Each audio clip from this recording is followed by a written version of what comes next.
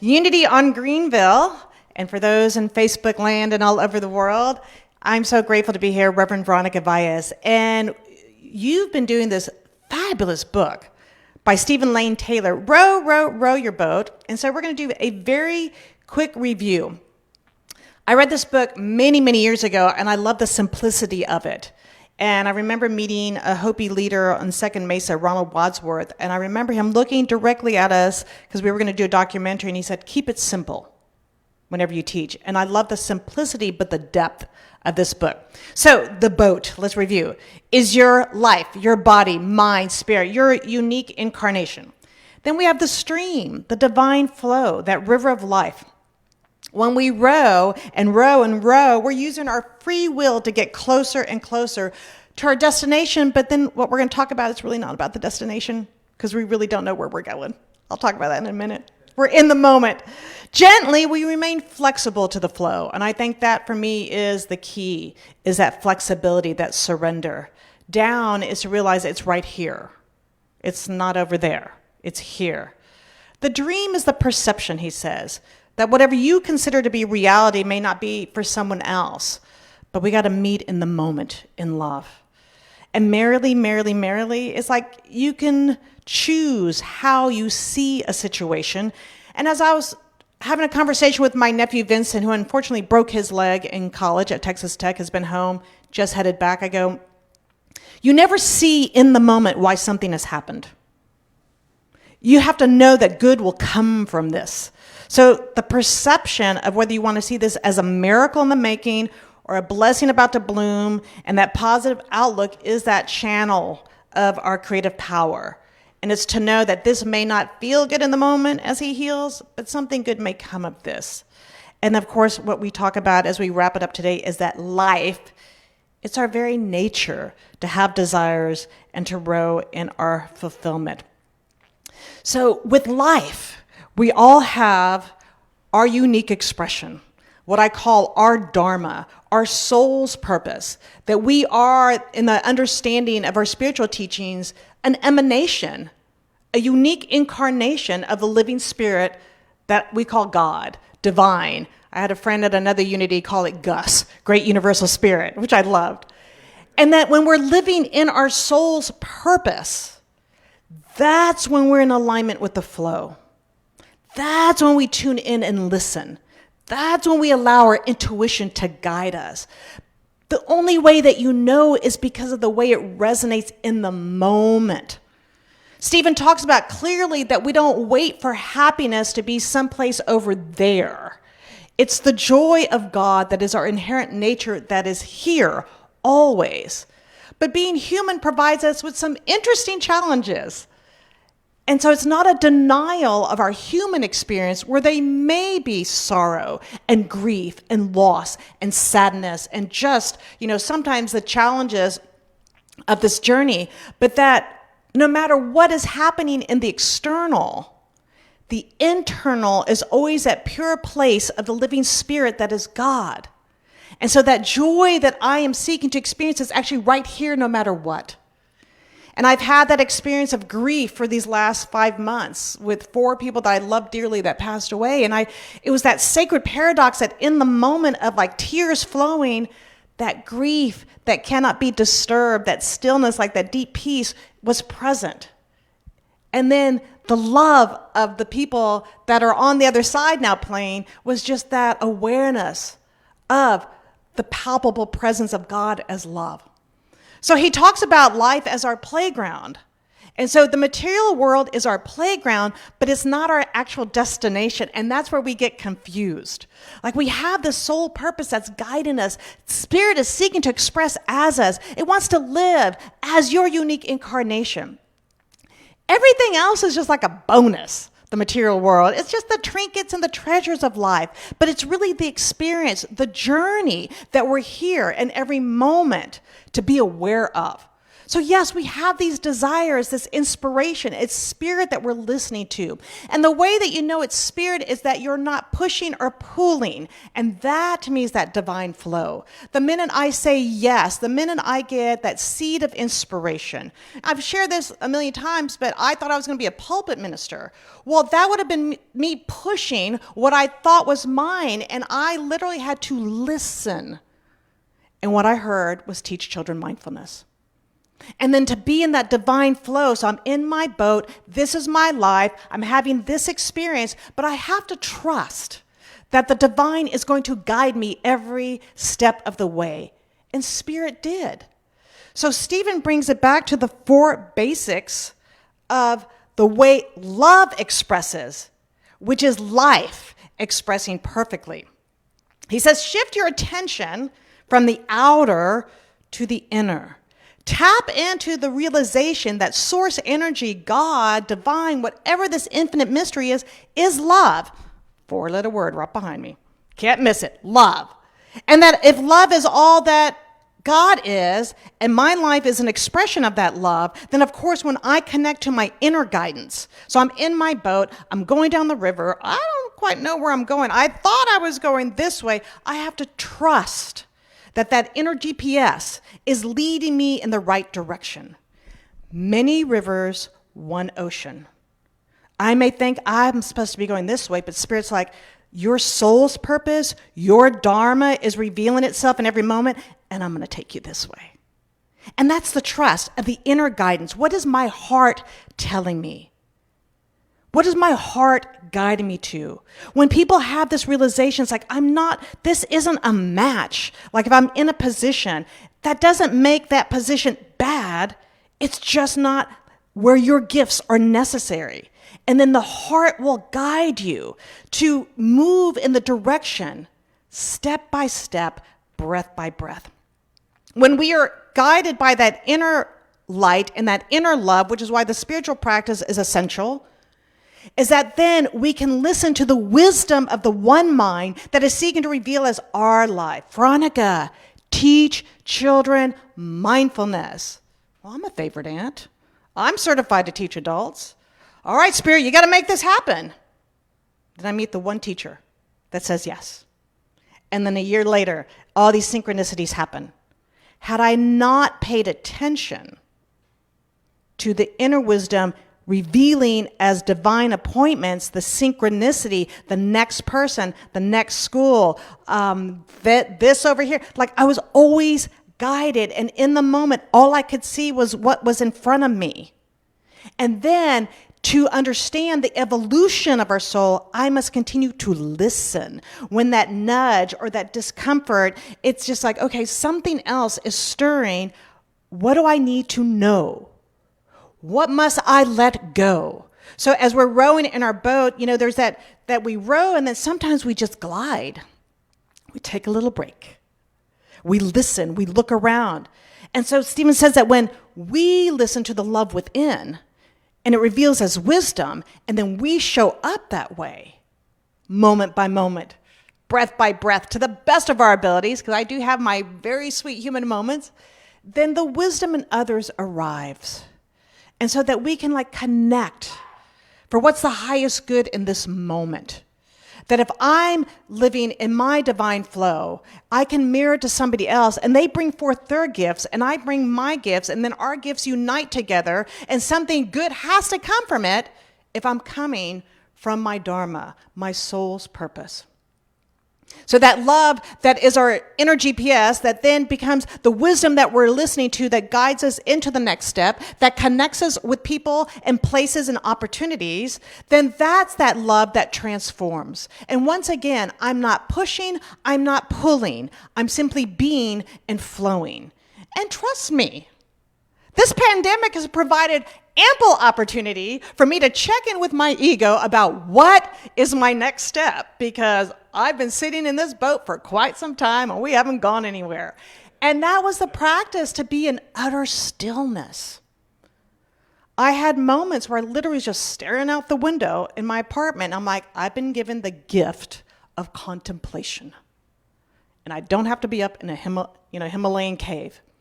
And I have to trust in that moment that I am being guided, and listen to that wisdom and see how the wisdom arrives in other people. Because all of my synchronicities that happen, it's because somebody else said, you need to meet so-and-so. You need to go to that school. I have an opportunity for you here.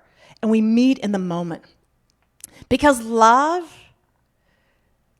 is that highest vibration that it transforms us from the inside out. And when we lead from love, you can feel the difference in energy.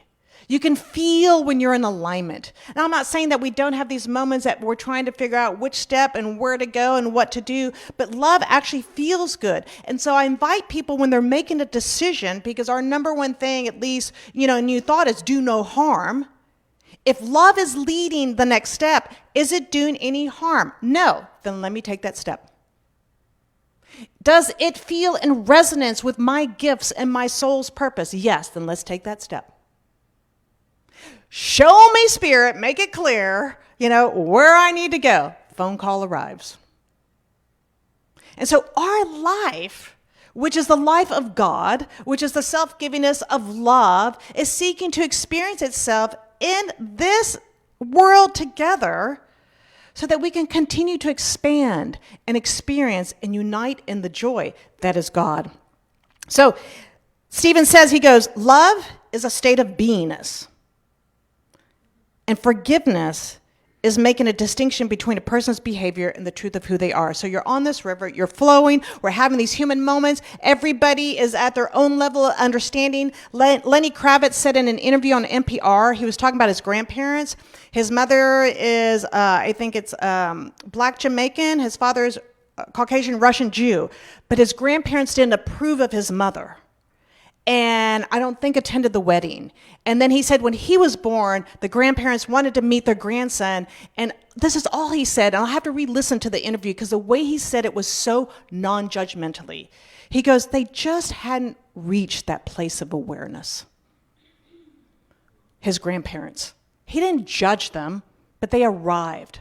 So when it comes to love and forgiveness and our journey, sometimes it's challenging to come against behavior that can feel harmful or does harm. And forgiveness never means that we condone what has happened, but it's literally freeing us, our boat, our life, to continue forward. So love is my state of beingness. I forgive so I can keep flowing and release that. I stay in the awareness that love is guiding this whole process. Then I have to know that if I say yes to life, life is saying yes to me. And that is the divine flow. That is you living your life purpose. Now, in states of consciousness, sometimes we get stuck in that manifestation state. What we're reaching for, and when Stephen's talking about the divine flow, is that God in, through, and as me. I'm going to point out Rachel. What if she never figured out that she had the gift of song? Could you imagine Unity of Greenville without her? What about each person here, what you bring to this community, and you didn't live your soul's purpose? Can you imagine what it would be? It's like we've had this experience, but it would have been a great loss in the world if we're not living our divine flow, our soul's purpose, and then just being in that rowing with our spiritual practice and understanding that even when there's obstacles, but if this is God and God's seeking to express, surely I as a singer, musician, songwriter is going to be supported. And then all the way, I still want to know your story though. I do want to know your story because I always want to know, how did people wake up to their gift? Like we were at the Van Gogh immersion, my niece and I'm like, how did Van Gogh wake up to the fact that he could paint and draw? Quite unfortunate though that he didn't make the money then that sells for his paintings now, but I go, let's not digress. I go, but when you know that this is your soul's purpose, and I've seen people not live from their soul's purpose, they suppress it out of fear. I'm going to be judged. I'm not good enough. They compare. But when you're in your boat, living your life, in your divine flow, it's like one of the little girls, because I teach at Solar Prep School for Girls, and it was a third grader, It was our first class together, and we were talking about, recognizing what we're feeling in the moment. And she's like, Miss Veronica, she goes, I was comparing myself in art class, and she named another little girl. She goes, but then I realized art's actually not my gift. It's her gift. She goes, I have my own gift, and I just thought I was going to weep in the moment that at third grade, she had this realization, I'm not going to compare anymore because that's not my gift. This is my gift. This is how I show up in the world. Francine at Walmart, the manager, her gift is her kindness and love and connection she makes. Our bus drivers that bring our children to school and they're joyful and they bring them and take them home safely. They are in their divine flow. They are sharing their gifts. That is success in life. When you're living from the fullness and allness of who you are and you understand that this is the way Spirit shows up and that I am supported, and then you listen with love. Because love is not judgmental. Love is not the critic. Love is always going to say yes. Love is always going to guide you. Love is always going to even warn you. It's like, don't go that way. And then sometimes we go that way and there's a roadblock and you're like, lesson learned. Lesson learned. And then you go back this way in the river. So I love that this all boils down to love. To the effort that is not effort, but it's the allowing of Spirit as you to flow. The yes that no matter what the world wants to say to us, but if I have this download to teach children mindfulness, then surely Spirit is going to find a way for all these doors to open. And then my job is to pay attention. And when it arrives, then it's to say yes. And then the understanding is it's not about the soul named Veronica. It's about the divine expressing and experiencing itself through these God-ordained gifts. And then to recognize everybody has their gift. So there's not a competition. There's not a comparison. There's a celebration. My mother's gift, besides making amazing pasta and cheesecake, is her love. It's her love. This Italian young girl who came to this country with my father who's in the army, didn't know a word of English, learned Spanish first and then English on her own, and then her gift as my mother to share so much love, but then her gift really landed with her grandchildren. As we were talking earlier, Rachel and I, it's like, you don't have the stress of when you're a grandmother, you don't have the stress you have in motherhood. And then her gifts, literally, like when I watch her with her grandchildren, that's her dharma. Spirit provided perfectly for her to be able to bring, because my brothers and sisters, we all work. I don't have kids, they do, but like to bring the kids to the house in a safe space, to be fed, to be loved, to be nurtured. That was her dharma. Her lifeboat was one of love for her family and love with food. So just take a moment and just try to get a glimpse of, is there something that's been here nagging at me that I'm not paying attention to, that I'm not allowing to flow? Am I blocking something out of fear? What is necessary in this world as my life? Because these are your gifts that are God ordained, that no one else, like I teach the kids, no one else has your gifts. There may be other singer-songwriters or other teachers, but each one comes in with their gift. And when we come together in celebration, we amplify the divine light in this world, and we really do create a world that works for everyone. Now, we have our individual boats going along, our lives. Then we have our families, and you as a community are on a boat together. And you're being invited now to vision into something new for the evolution of unity on Greenville. And so what we want to do is we want to, take Reverend Karen and just love her up. And as we send her, to her family, and in such gratitude, we open our hearts to the new vision that's seeking to reveal. So love is going to manifest with a vibrational match of a minister that will grow with you. Grow with you. And so you get to be with both the sadness and joy, like that sacred paradox, and yet at the same time, we are stepping into something greater. We're allowing Spirit's highest vision to unfold, and we're calling it in and calling it in good. Because this community here in this area has a sole purpose itself as a collective. So that other people can find their way the way that you found your way. And I truly believe that love is the amplifier. Love is going to attract it. Love is going to, be in that vibrational match together. And then you as a community get to row and merrily, and then navigate the complexities like you did with this pandemic. And then together, we can individually and then collectively make the world such a beautiful place, which is that divine idea seeking to reveal. So life is about the expression of light and love as you're being. You're rowing, you're listening, you're enjoying the good times, and when the challenges come along, we come together in the name of love as our touchstone to move through loss, to move through challenges, to move through the complexities. But we know deep within us that there's something greater than us that is guiding us every step of the way, and we listen, and we celebrate, and we cry when we need to cry, and we laugh when we laugh, and we come together, and we amplify this good, because it is the way that Spirit gets to express so uniquely. So there's rhythm, there's rest, there's effort, and then there is a response to the world. So I invite you into your hearts. Even if you're retired, you're not done. Like your dad, his soul's purpose is still calling him. It's going to come knocking at the door tomorrow. We're having a conversation earlier. So every moment is a moment that the divine gets to show up as you,